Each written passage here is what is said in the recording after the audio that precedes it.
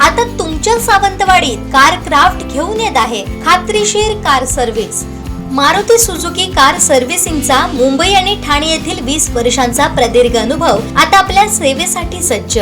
पत्ता car craft services private limited, plot number 21, जुना मुंबई गोवा महामार्ग, चितारी हॉस्पिटल जवळ, कोलगाव भोम, सावंतवाडी। आजच अपॉइंटमेंट बुक करा। येळीये भास्करवाडी घाटी रस्त्याचं काम पूर्ण करण्याची मागणी पंचायत समिती सदस्य सदाशिव ओगले यांनी केली आहे। मीटिंगमध्ये देवगड तालुक्यातील येळीये भास्करवाडी चिखलवाडी रस्ता खडीकरण डांबरीकरण करणे आणि येळीये चिखलवाडी रस्ता खडीकरण डांबरीकरण करणे ही 2 कामं जनसुविधामधनं जिल्हा वार्षिकमधनं मंजूर होती। माझं दुर्दैव असं की माझ्याच पत्राला विनंतीला मान देऊन सन्माननीय पालकमंत्र्यांनी ती कामं मंजूर केली। मंजूर करताना त्या पत्रामध्ये आम्ही चेनेज घातलेलं नव्हतं अशीच माझी पत्रं आहेत।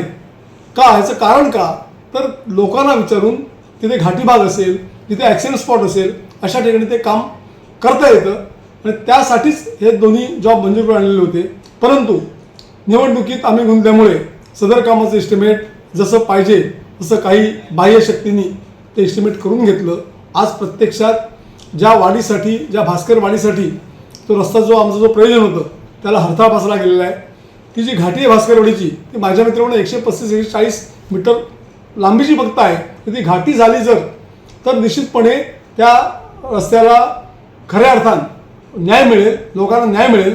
गेले 1 वर्षभरात 2 वर्षभरात त्या रस्त्यावर अनेक लोकांचे ॲक्सिडेंट घडलेले आहेत। मध्यंतरी काही सरकारी अधिकारी त्याच्यानं पडले तेव्हा माझी गेल्या 2 मीटिंगमध्ये वारंवार मागणी होती की घाटी भाग 135-140 मीटरचा करा आणि उर्वरित तुम्ही खालीवरती कुठेही करा।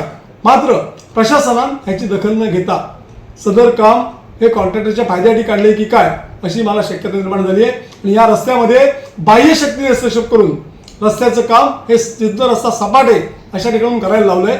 हे दुर्दैव आहे। माझी प्रशासनाला आजही विनंती आहे की जी लोकांची मागणी होती येळीये भास्करवाडीतल्या लोकांची की घाटी भाग करा आणि आम्हाला अपघातापासून वाचवा, ती मात्र मागणी पूर्ण करू शकली नाही। माझी अजूनही प्रशासनाला इशारा आहे की अजूनही काम पूर्ण झालेलं नाही। 140 मीटरचं काम करा आणि वाद सोडवा, अन्यथा ह्या बाबतीत मी टोकाला जायचा प्रयत्न करणार आहे।